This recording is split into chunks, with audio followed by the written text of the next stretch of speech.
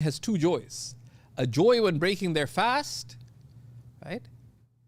And we shouldn't just be people who rejoice, great, we have a really nice iftar today. But the greater joy is in the gift of Allah subhanahu wa ta'ala, of the food, of the facilitation of the fast, of all our other blessings. But the highest joy of the believer is joy with Allah Himself. Just as with the gift, right? Someone gives you a gift, it's not a big deal, but you appreciate the one who gave it. And a joy when they meet their Lord because of the tremendousness of the reward of fasting. And there are many, many other hadiths.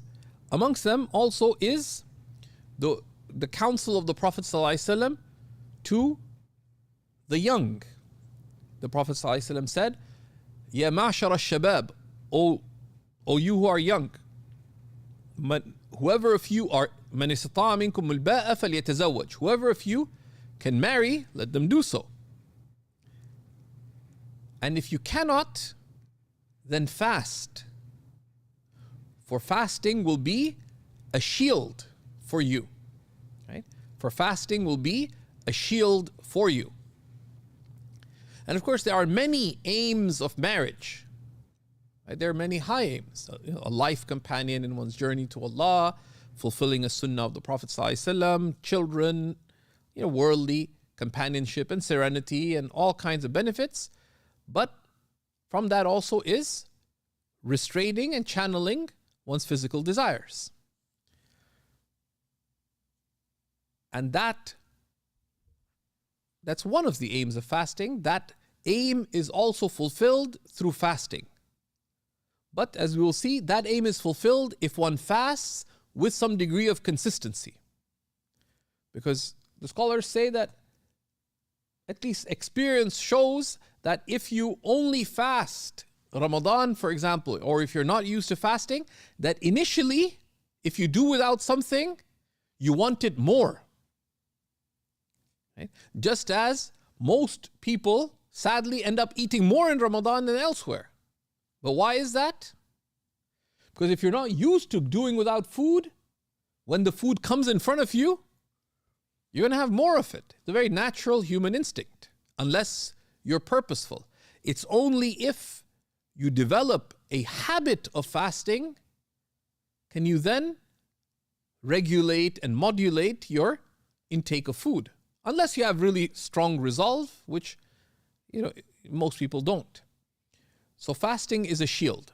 But if you make it into your habit. There's a lot that has come in the Quran about fasting as well. Amongst that is the verses from Surat Al-Baqarah on fasting, from verses 183 to 187. And we have multiple explanations of these on seekers, so we won't go into them. But many merits and all the rulings of fasting are contained in these verses.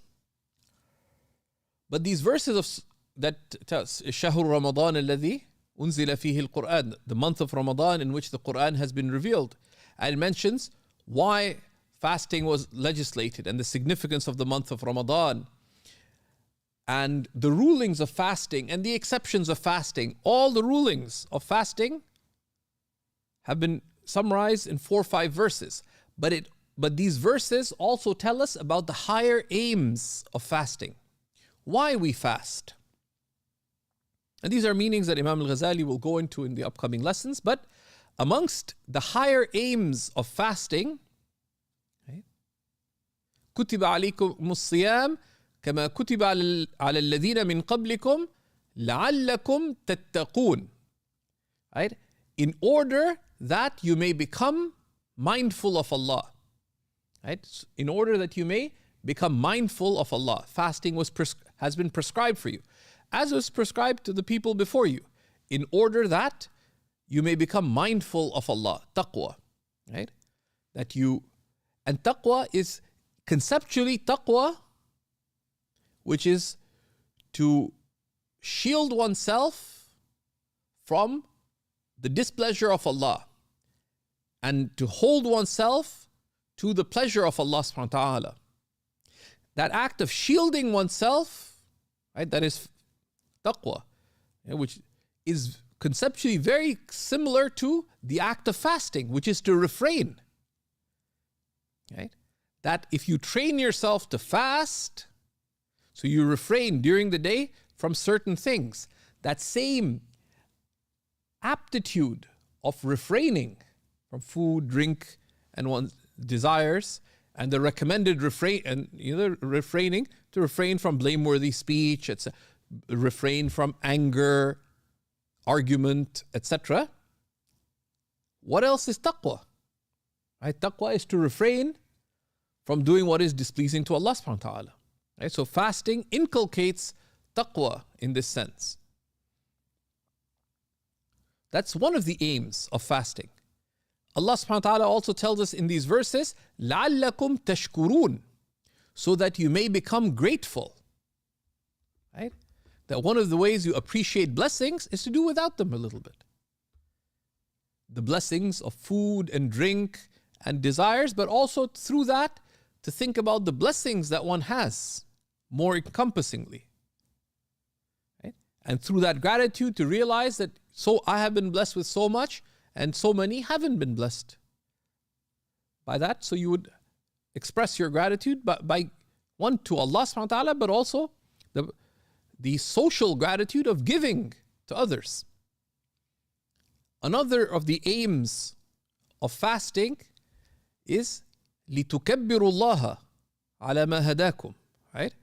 To magnify Allah Most High for having guided you. And that's related to gratitude, but to magnify Allah subhanahu wa ta'ala is to put Allah first in one's life. Right? That even those who sort of have a party-oriented Ramadan, right? Like when I was in Damascus, I quickly ran out of money because we financed the first year in Damascus, Umar and myself, through our marriage. Because we got married, we did a very simple marriage because the parents, they approved, but they weren't all into it. So we said, okay, the way we'll get them to agree is that they don't have to pay for anything. They're saying, wait 2 years, got to do a proper thing, this and that. So we optimized, right? So we get your approval, we'll pay for it. But we're still students, we didn't have money. So anyways, turns out a whole bunch of people got really concerned. These guys are crazy. They're getting married while still in university. They're paying for their own wedding. And we had no plans for this. Sometimes good intentions work out in good ways. So we ended up making a net profit on the, I have an economics background, a net profit on the wedding of about $5,000-$6,000. This is like 1996.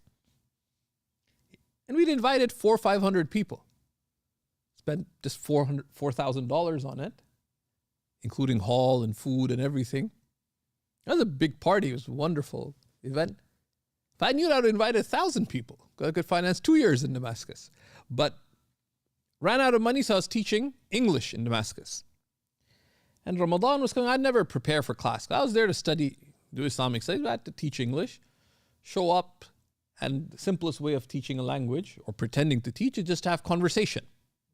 That's so, guys, Ramadan's coming up. What do you guys do? And there's this one guy, in Urdu they say he was very healthy, right?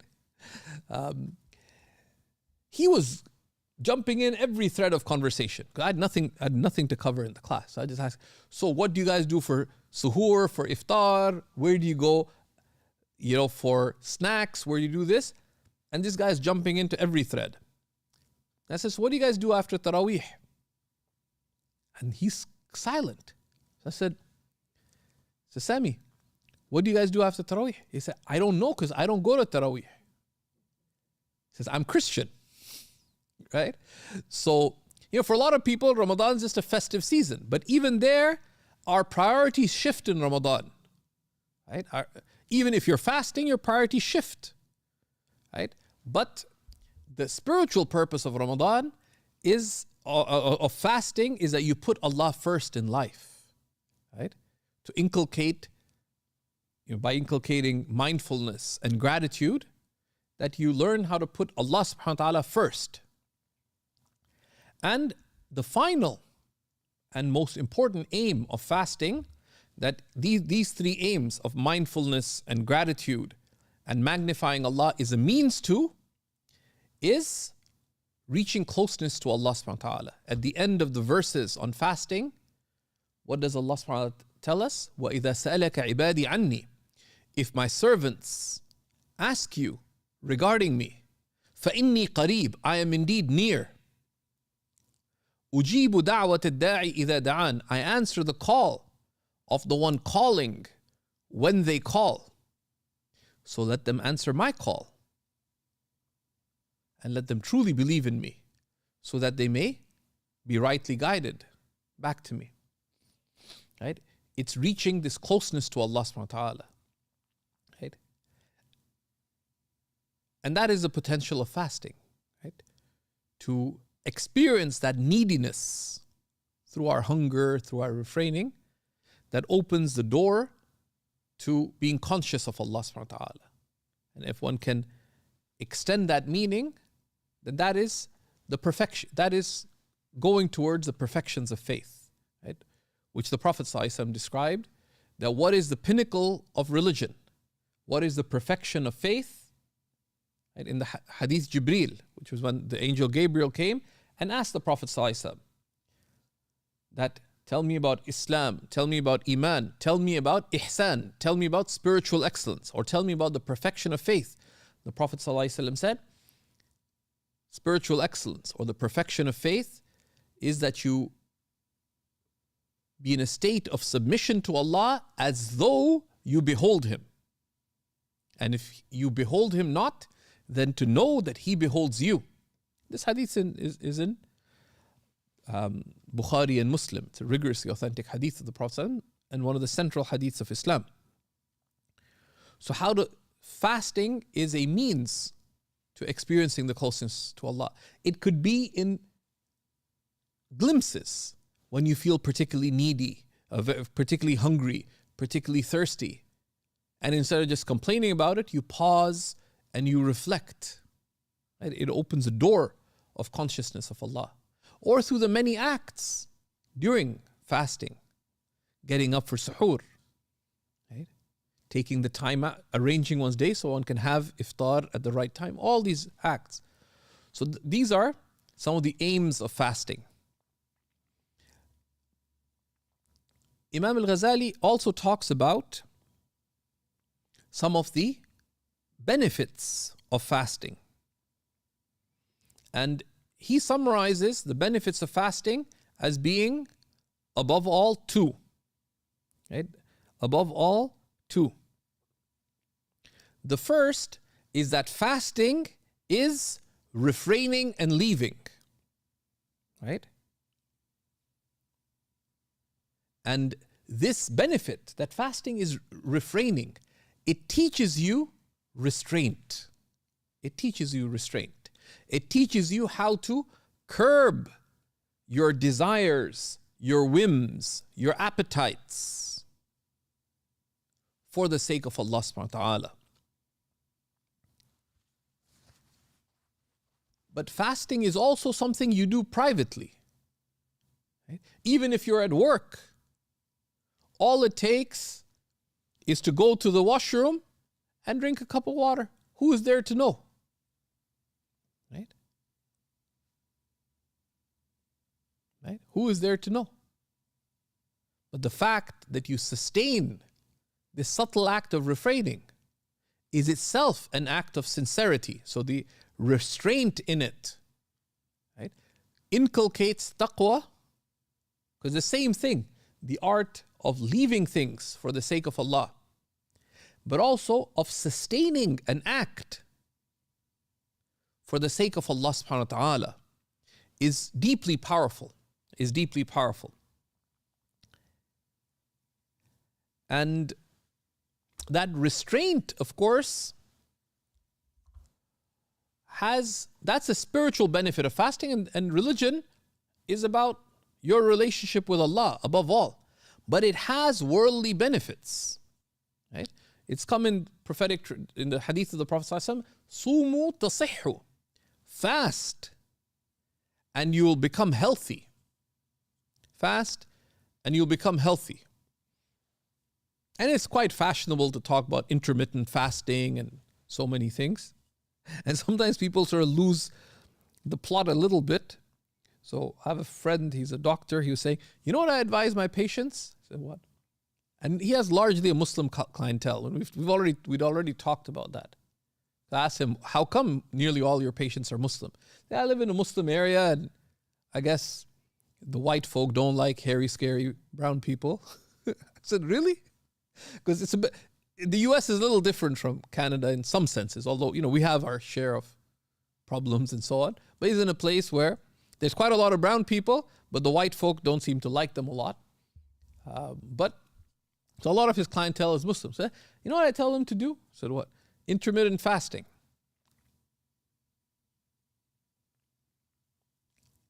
He says, what do you have to say about that? I said, I have nothing. I don't know anything about medicine. I was telling my family that one of the scholars had a problem in his hip, so I ended up telling them that, Shaykh so-and-so has leukemia in his hip. And my kids were squinting, because leukemia is something that happens to your blood. So how do you have leukemia in your hip? I wanted to say he has mild arthritis, but off the top of my head, I don't know the difference. So I said, what about just suggesting that they fast? That's such an amazing idea. And so sometimes we forget the bigger picture, right? But Allah and His Messenger have talked about these benefits, and the Prophet ﷺ has mentioned in multiple hadiths about the health benefit of fasting. Although that's not why we do. Why we fast for the sake of Allah. It's like I have an elderly member of the family and he's passed away, but he used to try to convince me about why I should pray more. I used to pray as a teenager. Try to convince me how to pray more because of the yogic effects of prayer. I thought, I have no opinion about yoga now, but as a teenager, I thought yoga was a kind of weird thing that you did. Like, you don't do exercise, do some real exercise. Run around, lift some weights. Why do you go into funny postures and stick with them? Didn't seem to sound like very compelling exercise. Now I know yoga is a little more sophisticated. So selling me on the yogic benefits of prayer wasn't very convincing. It's like, whatever. But I'm sure, that it's good for your back to be bent that way, and good for your stress levels to be in prostration, whatever. But we don't pray for those reasons. We pray for the sake of Allah subhanahu wa ta'ala, and we recognize that there are other benefits because the Creator is wise, right? And if we recognize those benefits, we pursue those for the sake of Allah subhanahu wa ta'ala as well.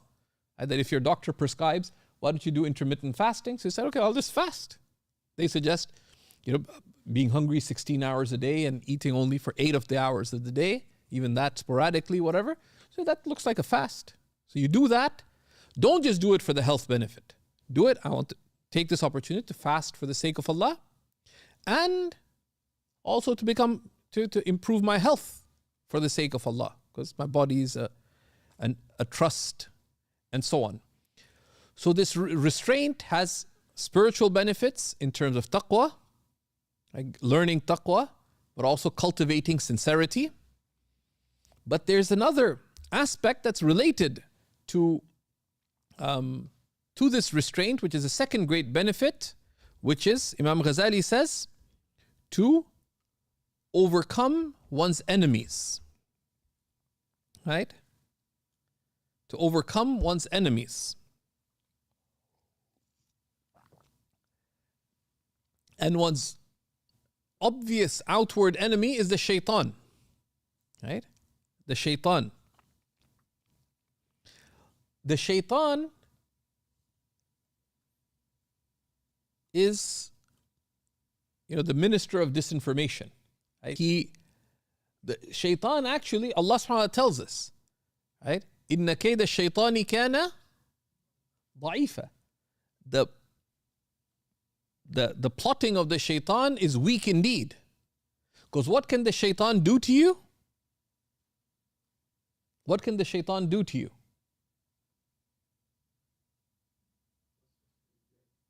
he can't do anything to you. Nothing. Nothing whatsoever. Like a lot of people are so scared of the shaitan. The shaitan can do nothing to you. Right? And some people are almost, the human being has dualist tendencies. We think there's good, that goes to God, and no, Allah is the creator of everything. No one can benefit you or harm you except Allah subhanahu wa ta'ala. All the shaitan does is whisper. Right? It is you who choose to either listen to the shaitan or not. Right? But what ultimately shaitan wants to misguide you away from Allah or to busy you away from Allah. Right?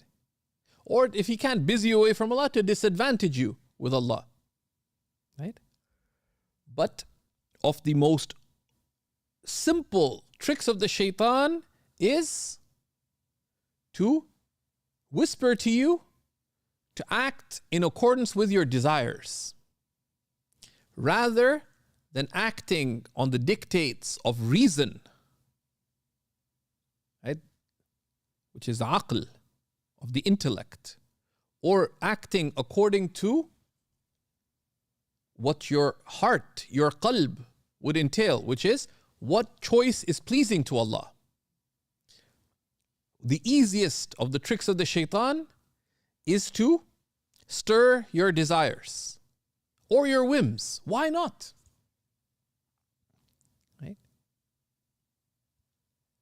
And the most immediate benefit of fasting with respect to overcoming the shaitan is that you have made a commitment that I will not act on these desires. So it trains you to ignore. And it's a training to ignore the shaitan. Simple. That when you fast, you get a thought at 11, you're passing by you've seen this video of some French guy who speaks funny English about, how they make croissants in Paris. And it's been taking your mind. I haven't had a decent croissant. And those things they have at Timmy's, they can't really be called a croissant. And you're thinking about croissant, you pass by a place, but you're fasting. So you restrain. But that same way of holding yourself to fasting and restraining helps you overcome the shaitan. One, directly, that you're not going to act on your desires. But also, the same way, you get some funny thought, the shaitan gives some funny suggestion, whether related to one's desires or even confusions about faith. Right? That were you to stop and think, now sadly so many people have questions about faith. One of the things I found particularly useful, some sister comes and said, I'm having these funny doubts about Allah. He said, what do you believe? He says, I know that Allah exists, and I know that there's a creator, and I know the Quran is true. And he says, then why are you worried about the doubts? Right? Right? And a lot of people, that's the nature of when they have doubts about faith, you just ask them, so what do you believe about Allah? Yeah. Do you believe the Quran is true? Yes. Do you believe the Prophet is true? Yes. But that's the nature of the whisperings of the shaitan, that sometimes these whispers overcome what we ourselves know to be correct and true. So it trains us in that regards. But we have other enemies from within, right, which are our desires themselves. Because the shaitan just stirs our desires. Sometimes we just have the desires ourselves. Our desires, our whims. And the difference between a desire is an appetite that you seek to fulfill, and it's blameworthy if you seek to fulfill it in a manner that's prohibited or disadvantageous. A whim is when you do something without consideration. You didn't, it's like you had a nice deep dish, halal, double pepperoni pizza. You had 2 slices, you're pretty satisfied.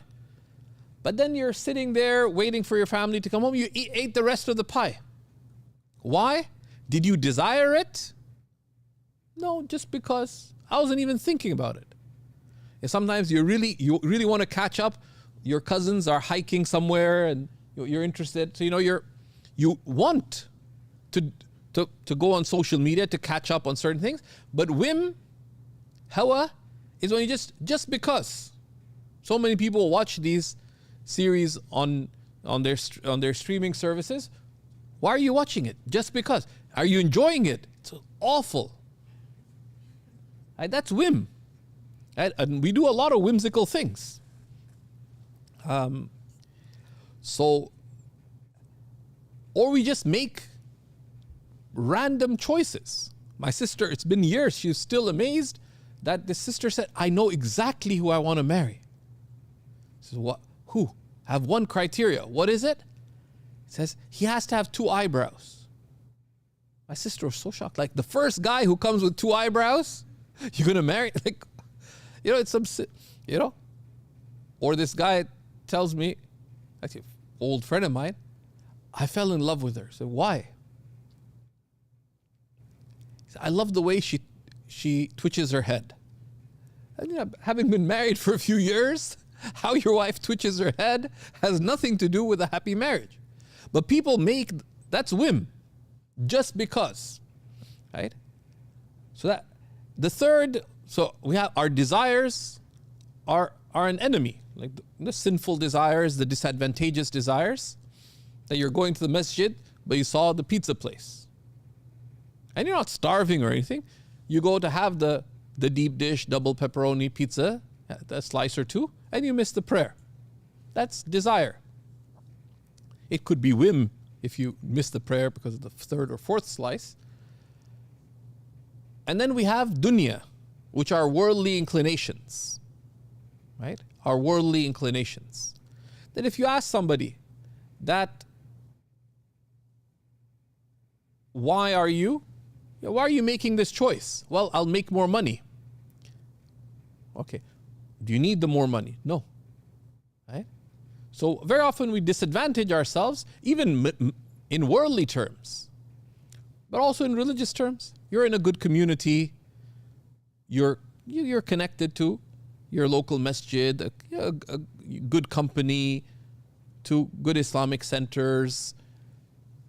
You have family, all these things. But instead, for a few dollars more, you make a choice that is disadvantageous to you. That's dunya. That's a worldly choice. It's not in consideration of ultimate or even true worldly benefit, which is not always material. Right? And then the 4th enemy is the shaitan. But the shaitan just stirs the other 3 tendencies within us. So Imam Al-Ghazali closes this section on the benefits of fasting saying, this is how fasting is a shield. Right? Taking the words of the Prophet ﷺ, that fasting is a shield, that fasting teaches us restraint, which cultivates taqwa, cultivates sincerity. And what is sincerity? This consistent capacity to act on the basis of seeking the pleasure of Allah and not other motives.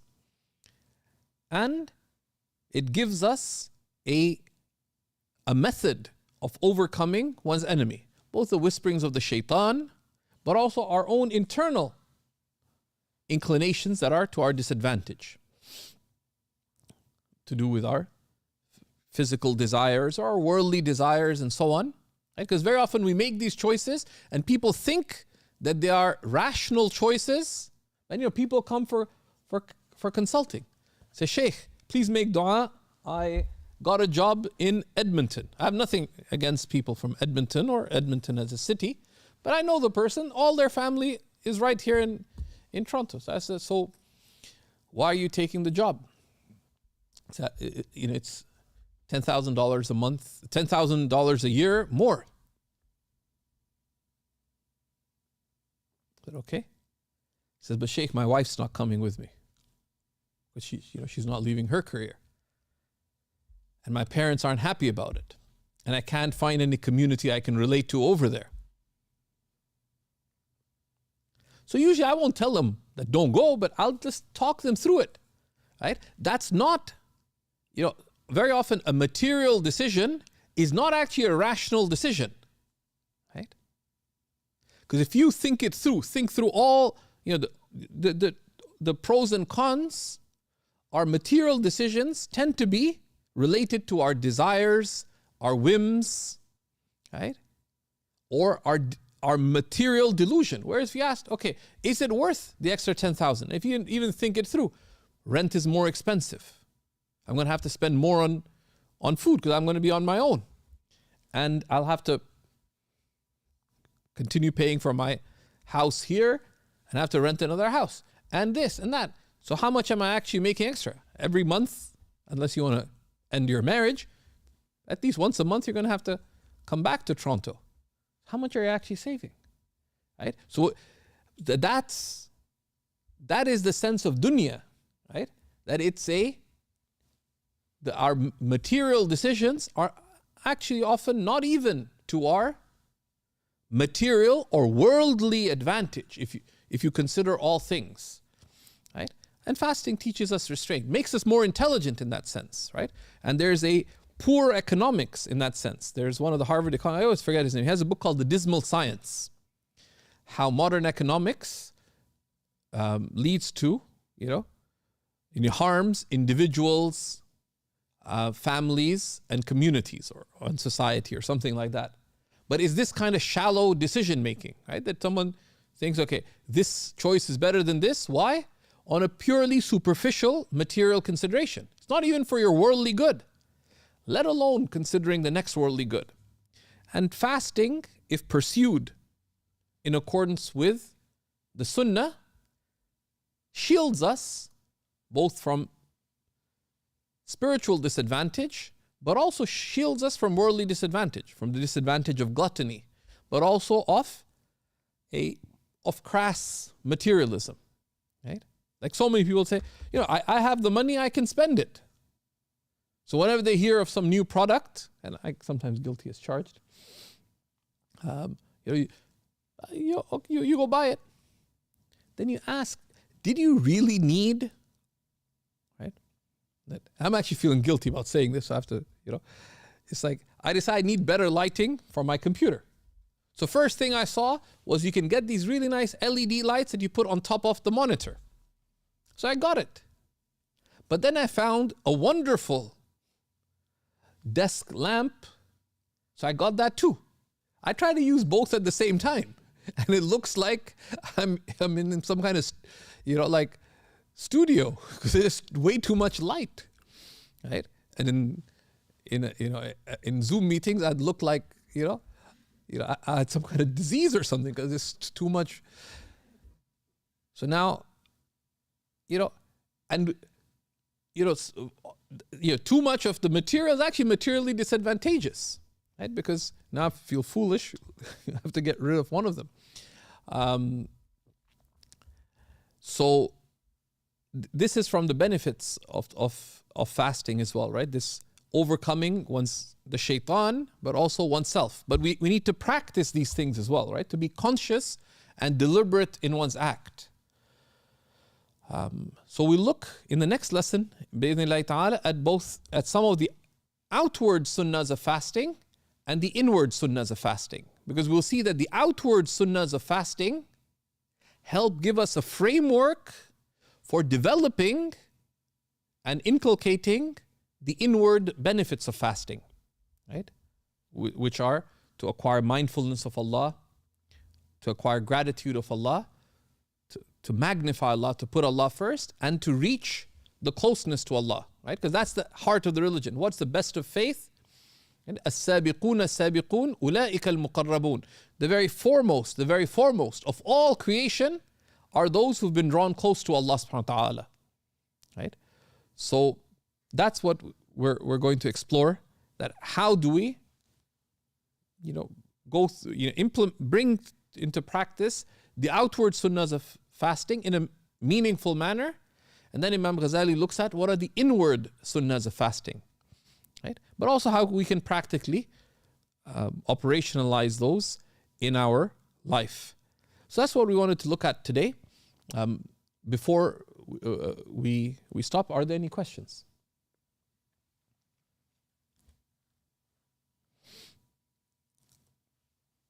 So there was so this work of Imam Al-Ghazali's, there's the translations of the revival of the Islamic Sciences, translated by Muqran Gizzu, Guezzou, and it's available through Firdaus Books online. We may have some copies here, but it's not a requirement for the class, but it can be helpful because we're not reading through the whole of the abridgment. We're trying to explain it and contextualize it. And this class, so that's beneficial. There's also a beautiful short work by Mukhtar Holland. It's called The Inward Dimensions of Islamic Worship, or The Inner Dimensions of Islamic Worship, which he takes the spiritual lessons from the chapters on worship from Imam Al-Ghazali. And Mukhtar Holland was a convert. He actually became Muslim at the University of Toronto. Very interesting. There was a professor in the 60s and 70s, Canadian professor of Pakistani origin, whom a lot of people became Muslim through. Very fascinating story. And this class will be alternated between myself and our new teacher here, Shaykh Abdullah Misra. So I'll be giving him the baton for next class, inshallah. And we ask Allah subhanahu wa ta'ala for facilitation and success. Wa sallallahu ala Sayyidina Muhammad.